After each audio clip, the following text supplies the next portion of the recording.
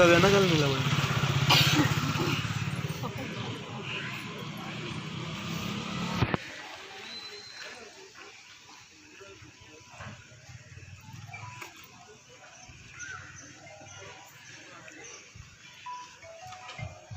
కొనకొండ గ్రామము వజీర్కరూరు మండలము అనంతపురం డిస్ట్రిక్ట్. గత 5 ఏళ్ళ నుంచి ఒక అబ్బాయిని నేను లవ్ చేస్తున్నాను. ఆ అబ్బాయి కూడా నన్ను లవ్ చేస్తున్నాడు. 5 ఇయర్స్ దాకా పెళ్ళి చేసుకుంటామని చెప్పి అఫీషియల్గా నన్ను బెంగళూరు పిలుచుకొని పోయి అక్కడ పసుపు తాడు కట్టినాడు బెడ్రూమ్లో.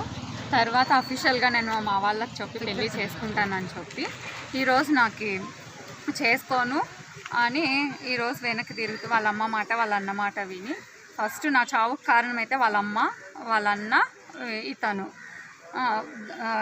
కేసు కట్టినాను గతంలో, సంవత్సరం అయ్యింది. కానీ పంచాయతీలు పిలిస్తే ఎన్ని పంచాయతీలు పిలిస్తే అన్ని పంచాయతీలకి పోయినాను. పంచాయతీల సమక్షంలో పెద్దల సమక్షంలో నేను పెళ్ళి చేసుకుంటానని చెప్పి వచ్చినాడు. తర్వాత పెద్దలు ఫోన్లు చేస్తుంటే ఫోన్ లిఫ్ట్ చేయకోకున్నట్ల అది కేసు కోర్టులో నడుస్తుంది కదా, కోర్టులోనే చూసుకుందామే అన్నాడు. కోర్టులో చూసుకునే అతను ఎందుకు పెద్దల సమక్షంలో పంచాయతీలు చేసి పెళ్ళి చేసుకుంటానని ఒప్పుకొని వచ్చినాడు. ఆ రోజు కూడా కేసే ఉంది కదా, ఈరోజు కేసు ఉందనే మాట మాట్లాడుతున్నాడు. అతని పేరు వచ్చేసి సంజీవారాయుడు, బీటెక్ చదివినాడు. ఇప్పుడు ఆ అబ్బాయి అన్ని విధాలుగా నన్ను వాడుకొని ఫిజికల్గా మనీ పరంగా అన్ని విధాలుగా నన్ను వాడుకొని ఈరోజు నన్ను పెళ్ళి చేసుకునేకి వద్దు, నువ్వు మా క్యాస్ట్ కాదు, ఏజ్లో పెళ్ళైనా అది ఇది అనుకుంటా వాళ్ళ ఇంట్లో వాళ్ళు చెప్పినట్లు వినుకుంటా వాళ్ళ క్యాస్ట్లో అమ్మాయిని పెళ్ళి చేసుకోవాలనుకున్నారు. నేను వాళ్ళకు కూడా చెప్పొచ్చినాను.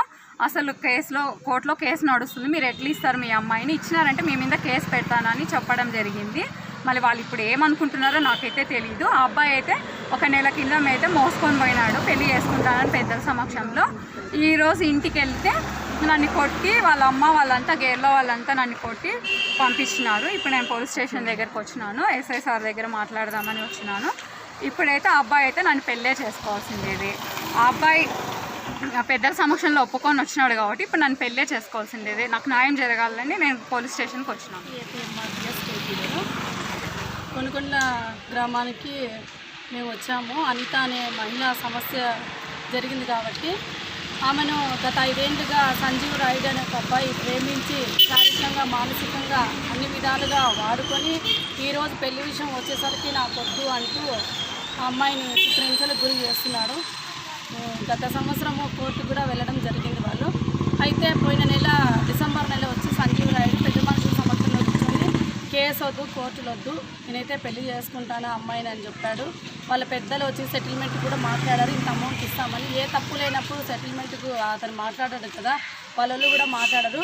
ఈరోజు ఈ అమ్మాయి తరఫున మేము వాళ్ళ గ్రామానికి వెళ్ళినప్పుడు వాళ్ళ ఏరియాలో మొత్తం వాళ్ళ క్యాస్ట్ వాళ్ళు మొత్తం కూడా కలిసి మా మీద దాడికి పాల్పడినారు. మేము ఎంత చెప్పినా కానీ వినటం లేదు. మమ్మల్ని లాగడము, కొట్టడం ఇవన్నీ చేశారు. దయచేసి పోలీసు వారు ఒక మహిళకి న్యాయం చేయాల్సిందిగా కోరుకుంటున్నాము.